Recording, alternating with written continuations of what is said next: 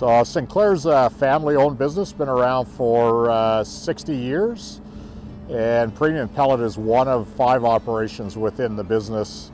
Premium Pellet is our operation out in Vanderhoof that makes premium quality pellets to supply back into the pellet market, both domestically and globally. The overarching philosophy for the organization is safety by choice, not by chance. And it's really about employees engaging in the safety culture, taking some accountability for their behavior on a day-to-day basis, and making sure that everybody goes home in the same condition that they came to work.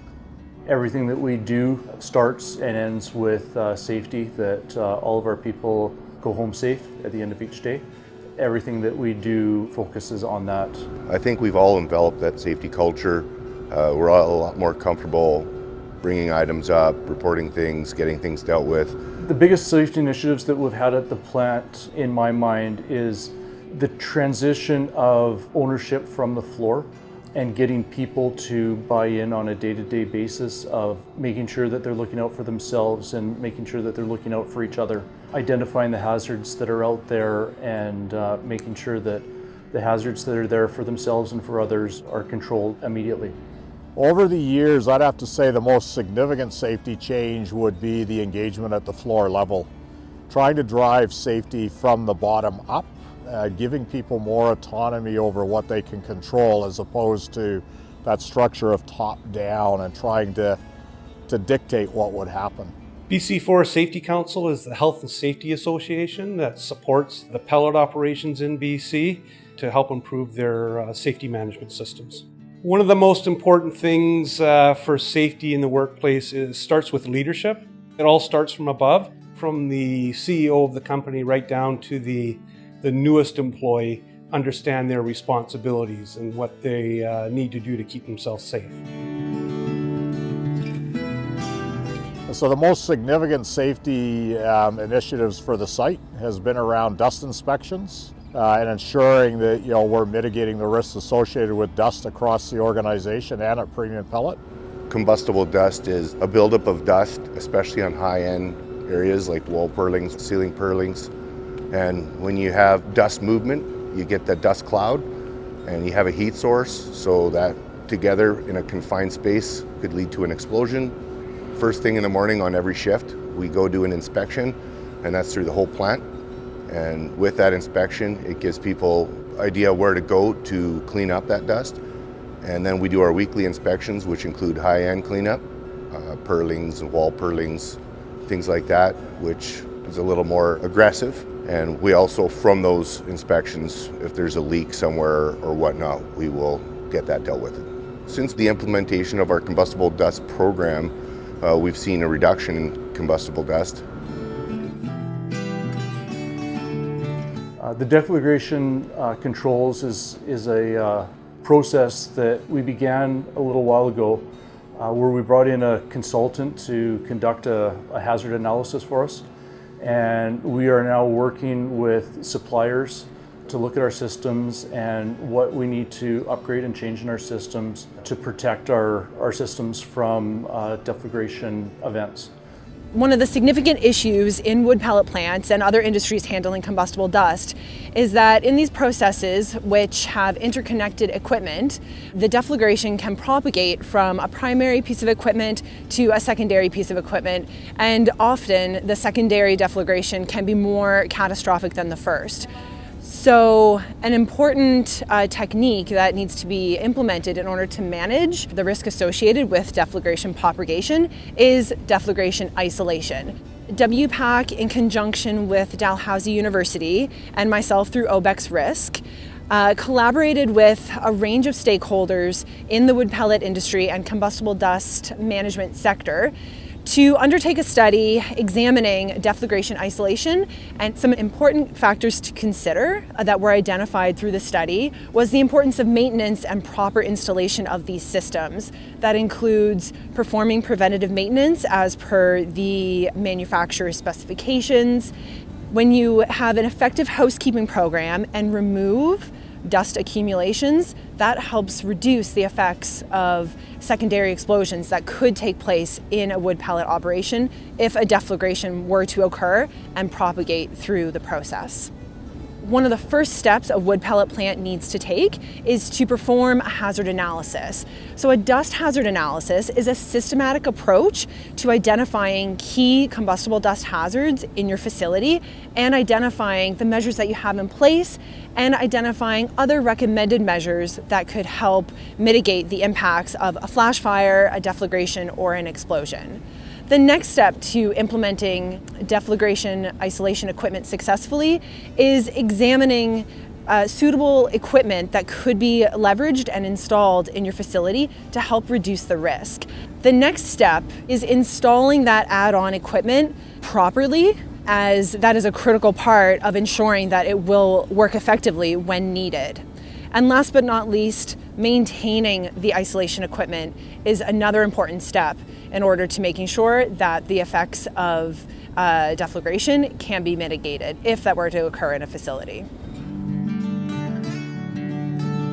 The Critical Control Management Project, as part of the WorkSafe BC Process Safety Initiative, involved working with the pellet sector in BC to perform bow tie analysis. So bow tie analysis and critical control management are just one piece of the overall process safety and process safety management framework, where there is an opportunity to implement and enhance that in the wood pellet industry.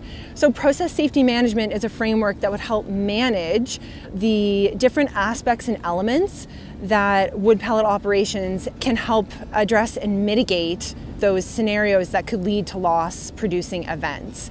At the beginning of the critical control management or CCM process, you conduct a thorough risk assessment using bow tie analysis. After the risk assessment is completed, you identify controls that you deem critical, whether they be controls that would address multiple hazards or multiple threats, and deal with different scenarios that could lead to a large loss of control event at a wood pellet plant. By examining and identifying these, you can assign responsibilities and accountabilities to help ensure that those controls are effective. Bow tie analysis is traditionally a process that involves engineering departments in oil and gas or pulp mills. Pellet plants don't necessarily have those resources at hand. So we had to develop a process that could be utilized at this operational level. It forced us to identify what are called critical controls. The critical controls are those that if everything else fails, if all of your other controls fail, that one critical control will keep your people safe. We put on a belt dryer symposium at the request of WorkSafe BC with the industry. And it was because of the increased fire events that were taking place. Belt dryers, in terms of their nature, are supposed to be safer and not catch on fire as much. So from the symposium, we created working groups. So we had 4 working groups that met in 2021. It was all virtual because of the pandemic. And during the working group meetings, we explored the various aspects of belt dryer safety, and we're just now finishing the final report. One of the things that the operations are looking at is to take a critical look at their current equipment, and when they have to go to replace that equipment, to consider using equipment that does a better job at removing the contaminants. And so it also means removing the sparks that end up on the belts. There's spark detect deluge systems or micro mist systems that can be installed to help eliminate that ignition source, the spark, from landing on the belt. My name is Shahab Sokansanj, and I'm an adjunct professor in the Department of Chemical and Biological Engineering, University of British Columbia.